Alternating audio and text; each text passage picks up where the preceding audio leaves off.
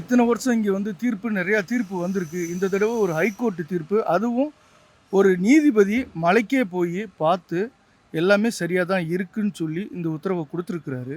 அந்த உத்தரவை மதித்து எல்லா சமய மக்களுமே ஏற்றுக்கிட்ட தீர்ப்பு தான் இது. இந்த தீர்ப்பு வந்ததில் எந்த மக்களும் வேறு மதத்தினை சேர்ந்த எந்த மக்களும் எந்த பிரச்சனையும் பண்ணலை. அவங்களோட எதிர்ப்பை தெரிவிக்கலை. பொதுமக்களாகிய எல்லாரும் நாங்கள் எல்லாருமே ஒன்றா தான் இருக்கோம்.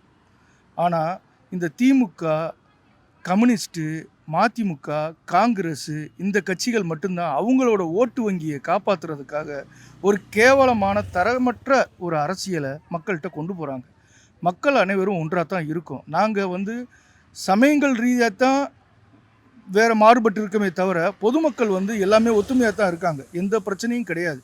பொதுமக்களை யாருமே போக கிடையாது. அரசியல் ஆதாயம் தேடக்கூடிய அரசியல்வாதிகள் மட்டுமே இங்கே போய் அதிகாரிகளை பார்த்து அரசியல் ஆதாயம் பெறுறதுக்காண்டி போய் சில அமைதியாக இருக்கிற மக்களையும் அமைதியை குலைக்கிற செயலை செய்கிறாங்க. இவங்க நிறையா இப்படி ஒரு ஓட்டு வங்கி வாங்குறதுக்கு இவங்க பேசாமல் அவங்கவுங்க சுய தொழிலை பார்த்துக்கிட்டு நிம்மதியாக போயிடலாம்.